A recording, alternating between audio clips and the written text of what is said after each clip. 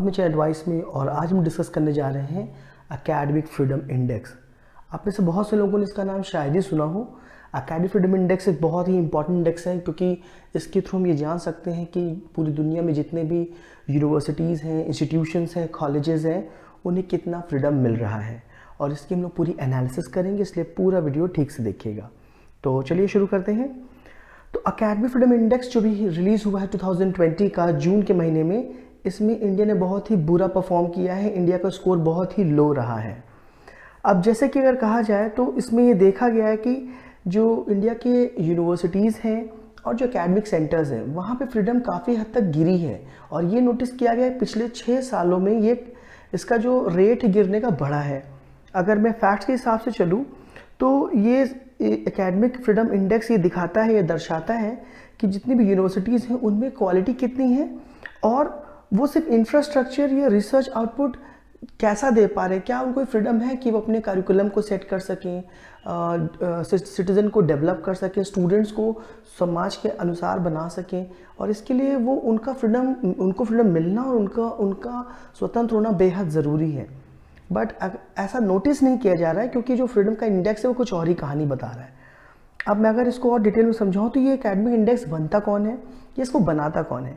तो ये बनता है कई इंस्टीट्यूट्स के कंबाइंड एफर्ट्स के साथ। तो मैं बता दूं, ग्लोबल पब्लिक पॉलिसी इंस्टीट्यूट और फेडरिक अलेक्जेंडर यूनिवर्सिटी, एक नर्नबर्ग, साथ ही स्कॉलर्स एट रिस्क नेटवर्क जो कि जर्मनी में है, और वी डेम इंस्टीट्यूट जो कि यूनिवर्सिटी ऑफ गॉटेनबर्ग। इन ये जो टोटल 4 संस्थाएं हैं, इनके कंबाइंड एफर्ट्स से इनके जो एकेडमिशियंस हैं, रिसर्चर्स हैं और इनके जो साइंटिस्ट हैं, ये सारे लोग मिल के इस पूरे इंडेक्स को कंपाइल करते हैं, बनाते हैं। और ये बहुत ही लंबा एफर्ट है क्योंकि इसमें हज़ारों साइंटिस्ट, रिसर्च स्कॉलर, एकेडमिशियंस अपने अपने इनपुट्स देते हैं। ठीक है, अब हम लोग आगे समझते हैं इसको कि इसके पैरामीटर्स क्या है। तो टोटल ये 8 पैरामीटर्स लेता है, मैं इसको एक एक करके बताता चल रहा हूँ। तो जो पहला पैरामीटर है वो ये है, freedom to research and teaching.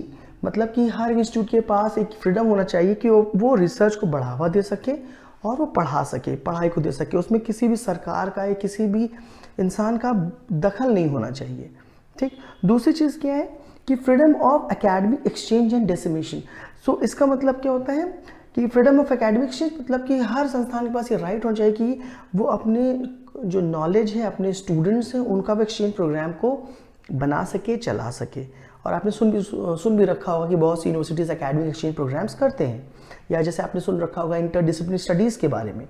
साथ ही साथ इंस्टीट्यूशनल ऑटोनॉमी एक बहुत ही इंटीग्रल पार्ट है एजुकेशन का, क्योंकि जितनी भी यूनिवर्सिटीज़ होती हैं इनके खुद की एक ऑटोनॉमी होती है, ऑटोनमस स्टेटस होता है, इनके वीसी का रूल चलता है, इनके खुद के एक्ट्स होते हैं, ये अपने कानून खुद बनाते हैं। ठीक है, आप इसके जितने भी यूनिवर्सिटीज़ की वेबसाइट पे विजिट करेंगे तो आप देख सकते हैं कि इनकी अपनी एक काउंसिल होती है, इनका अपना खुद का एक सीनेट होता है और ये अपने कानून खुद बनाते हैं। ठीक है, इसको जानना बहुत ही ज़रूरी है क्योंकि ये बेशक सरकार के नियमों को फॉलो करते हैं, लेकिन ये जो वर्किंग होती है उसमें सरकार का दखल फ़िलहाल तो नहीं होता है, और ये ज़रूरी भी है किसी भी क्वालिटी को मेंटेन करने के लिए।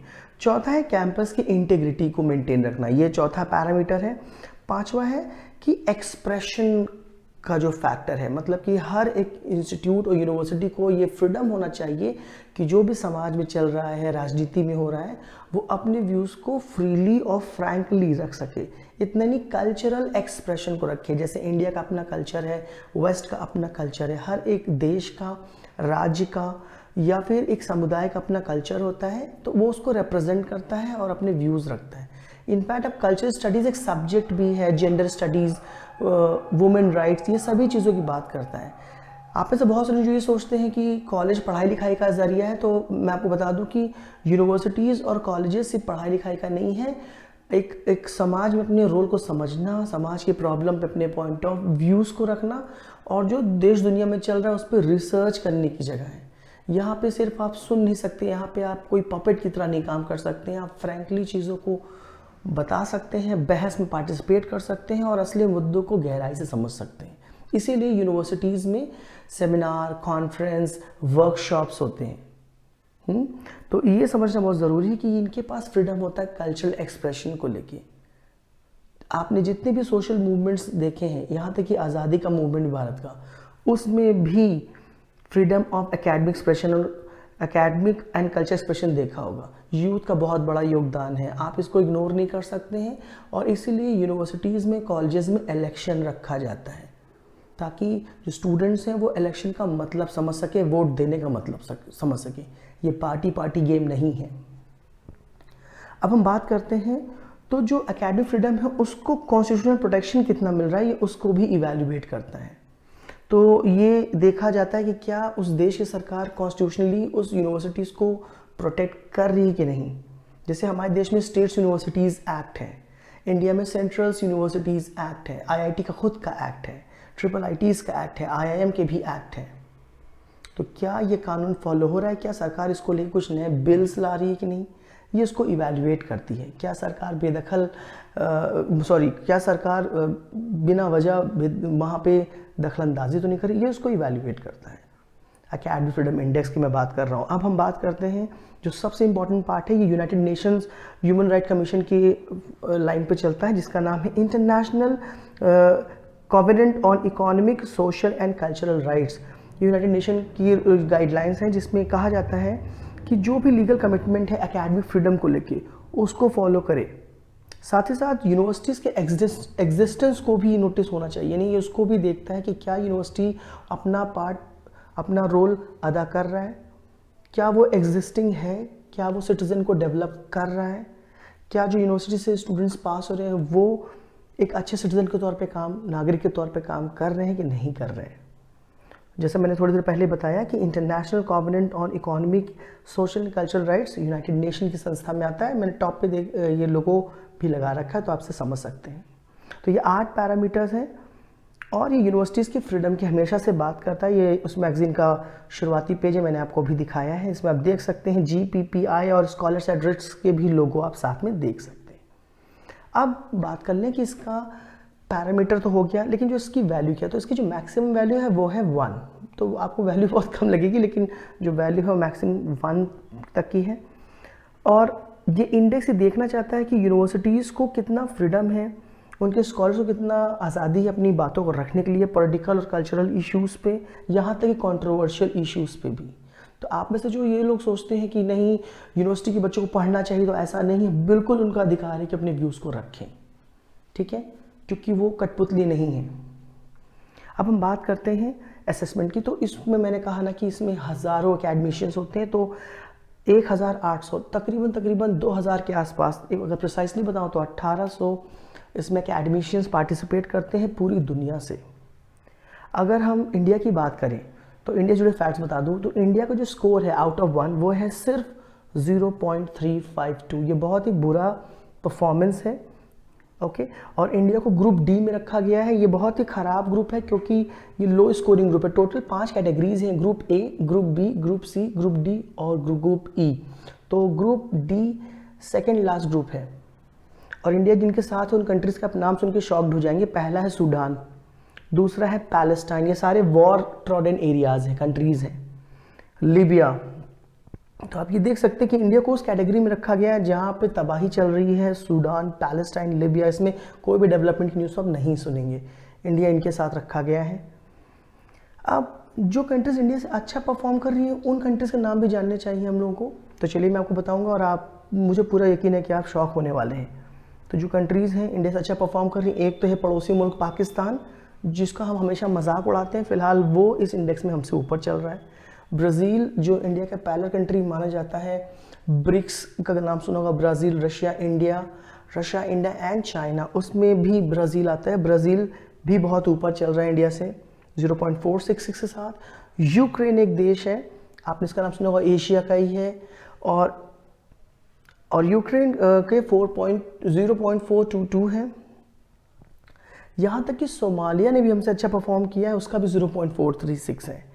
और हमारा जो मलेशिया है जो पास में पड़ता है उसका भी 0.582। तो इन लोगों ने अच्छा परफॉर्म कर रखा है भारत से। ये आसपास के मुल्क हैं जिनकी हम बात कर रहे हैं।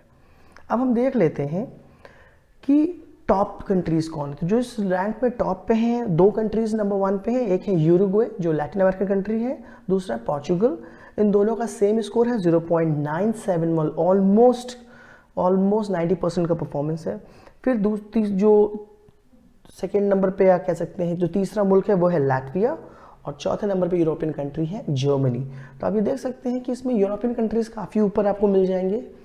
साथ ही साथ अगर हम बॉटम कंट्रीज़ की बात करें तो वर्स्ट प्लेस पे है नॉर्थ कोरिया, जिनकी फ़ोटो से आप देख रहे हैं किनकी फ़ोटो है वहाँ के तानाशाह की, और कुछ नए देश जैसे एंट्रिया, बहरीन और ईरान, ये बॉटम कंट्रीज़ हैं। ये बॉटम 4 कंट्रीज़ और टॉप 4 कंट्रीज़ मैंने यहाँ मेंशन कर रखा है, आप देख सकते हैं। अब हम लोग समझने की कोशिश करते हैं कि वो क्या वजह है जो इंडिया परफॉर्मेंस ख़राब हुआ है।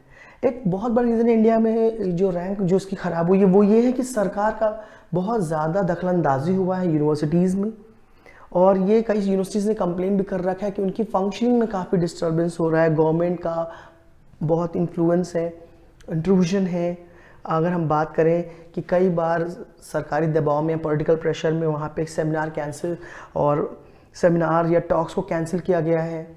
आपको शायद लिटरेचर फेस्ट जो राजस्थान में था उसको भी रोका गया था, कुछ कंट्रोवर्शियल इश्यूज हुए थे 2018 में। और आपने सुना होगा टैगलाइन चली थी अवार्ड वापसी गैंग, अवार्ड वापसी गैंग या खान मार्केट गैंग, ये सुन रखा होगा आपने, ठीक है। अगर हम बात करें तो कई बार जो अपॉइंटमेंट्स होते हैं यूनिवर्सिटीज़ की हाई पोस्ट पे, जैसे कि वाइस चांसलर की पोस्ट पे या डीन्स की पोस्ट पे, वो भी काफ़ी पॉलिटिकली इन्फ्लुएंस होते हैं, और ये भी कंट्रोवर्शियल हो जाता है कि कोई पर्टिकुलर पार्टी को अगर वो सपोर्ट करते हैं तो उनके बैक के लोग जैसे FTII या JNU वहाँ पे पॉलिटिकली इन्फ्लुएंस के लोग VC बन गए हैं, और ये मैक्सिमम यूनिवर्सिटीज़ में आप देख सकते हो। तो ये साथ ही साथ यूनिवर्सिटीज़ आजकल क्रिमिनल अड्डे बन चुके हैं, वहाँ लड़ाई झगड़े धरना प्रदर्शन रोज़ होते रहते हैं। तो कहीं ना कहीं जो स्टूडेंट्स पार्टिसिपेट कर रहे हैं वो एक्चुअल स्टूडेंट ना हो कि वो क्रिमिनल होते हैं, कोई पॉलिटिकल पार्टी से जुड़े होते हैं और उनके खिलाफ केसेस चल रहे होते हैं, वो क्लास तो करते ही नहीं हैं। इवन मैं आपको एक फैक्ट बताऊं तो जो यूनिवर्सिटीज़ के इलेक्शंस होते हैं, अभी मैं भारत की बात कर रहा हूं, तो वो जो लीडर्स होते हैं वो बहुत रिच होते हैं, इवन पॉलिटिकल पार्टीज़ बहुत पैसा खर्च करती हैं, और इसमें जो पार्टिसिपेंट होते हैं या जो कैंडिडेट्स होते हैं इलेक्शन के, वो क्रिमिनल बैकग्राउंड के भी इन्वॉल्व होते हैं। वो क्लास उस तरह नहीं करते, नहीं, वो सिर्फ नेतागिरी करते हैं। और अगर मैं बताऊं तो ये कि रीजंस क्या है, जैसे मैंने बताया, या तो सरकार का बहुत ज़्यादा इंटरफेरेंस हो जाए, या वहाँ के एकेडमिक इवेंट्स को कैंसिल करा दिया जाए पॉलिटिकल दबाव के कारण, या फिर जो स्टूडेंट्स इलेक्शन में क्रिमिनल लोग पार्टिसिपेट करने लगे, ऐसा हुआ है भारत में, या फिर जो बुक्स हैं उसको सिलेबस बदल दिया जाए, बुक्स को विड्रॉ कर दिया जाए, जो बुक्स के राइटर प्रोफेसर उनको हैरास किया जाए। आपने देखा होगा जो रोमिला थापर के बारे में आपने सुना होगा, बहुत प्रोमिनेंट इंडिया के हिस्टोरियन हैं, गुहा का नाम सुना होगा। इन सभी लोगों के बारे में जब इन्होंने अपनी बात रखी तो इनको पुलिस ने पकड़ लिया, इनके खिलाफ एक्शन लिया गया, या इनको इनकी पोस्ट से इनको जो इनका स्टेटस से इनको डिमीन किया गया। तो कई भी चीज़ें हैं जो ये साबित करते हैं कि कहीं ना कहीं चीज़ें ख़राब हुई हैं भारत में। और मैं जो बता रहा हूँ सारे जो मैटर है ये 2014 के बाद से आप नोटिस कर सकते हैं। अब मैं कुछ इंसिडेंट वाइज बताता हूँ। तो पहला इंसिडेंट जो 2014 के आखिरी और 15 की शुरुआत में हुआ था, वो था पुणे का बहुत ही फेमस है film and television institute of India. यहाँ के हेड को लेके काफ़ी बवाल हुआ था जब गजेंद्र चौहान वहाँ के हेड हुआ करते थे, और उनको कहा गया कि पॉलिटिकली मोटिवेटेड उनका अपॉइंटमेंट हुआ है, और उन्होंने जो सरकार का इंटरफेरेंस बहुत बढ़ा था वहाँ के इंस्टीट्यूट के मैनेजमेंट में, करिकुलम जो सिलेबस में, और वहाँ के कल्चरल इवेंट्स में भी। उसको लेकर स्टूडेंट्स ने काफ़ी लंबा चौड़ा वहाँ पे आंदोलन किया था। ये 2015 की बात है। कौन भूल सकता है 2016 का वो अफजल गुरुवाला केस, जिसके कारण JNU बदनाम हो गया। कन्हैया कुमार का नाम बहुत आया था, और उसको काफ़ी हद तक उस यूनिवर्सिटी को डिफेम किया गया, और ये कहा गया कि ये लोग देश को बंटवाना चाहते हैं, आतंकवादी का अड्डा है, ये है वो है, पाकिस्तानी वीडियोज़ है, न जाने क्या क्या सुन रखा था। बट इन पूरी कंट्रोवर्सी में एक यूनिवर्सिटी बदनाम हो गई। तो कहीं ना कहीं पॉलिटिकली मोटिवेटेड इवेंट था जिससे इंडिया की रैंक गिरी है। साथ ही साथ अगर आप बात करें तो 2018-19 में मोहम्मद जिन्ना की फ़ोटो को लेके काफ़ी ज़्यादा बवाल हुआ। ABVP के नेताओं ने कहा कि ये पाकिस्तानी फ़ोटो यहाँ क्या कर रही है, उसका पोर्ट्रेट हटाया जाए। अलीगढ़ मुस्लिम यूनिवर्सिटी, आपको पता ही होगा कि ये ऑब्वियसली ये अनडिवाइडेड इंडिया के वक्त बनाई गई थी, इसलिए वहाँ पे उनका पोर्ट्रेट था, उसको लेके बहुत ज़्यादा बवाल हुआ। फिलहाल आज इसकी कोई चर्चा ही नहीं हो रही है।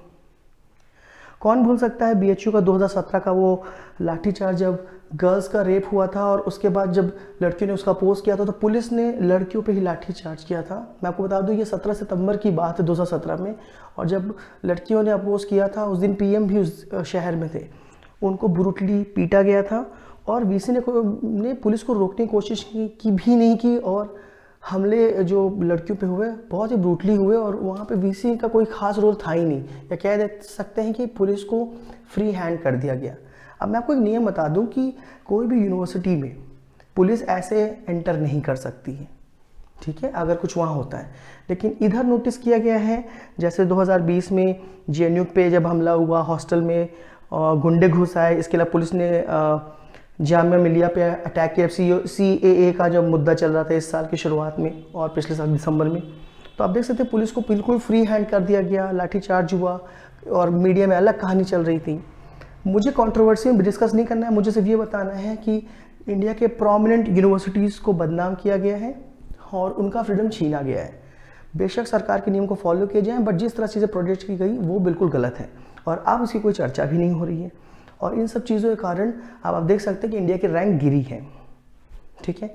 और अब सेंट्रल यूनिवर्सिटीज़ की बात करें तो जो इंडिया की टॉप यूनिवर्सिटीज़ हैं जो हमेशा परफॉर्म करती है, जैसे JNU, Jamia Millia, AMU, BHU, ये सभी कंट्रोवर्सी से घिरी हुई यूनिवर्सिटीज़ हैं, इनके बारे में अब अच्छी इमेज नहीं है, ठीक है।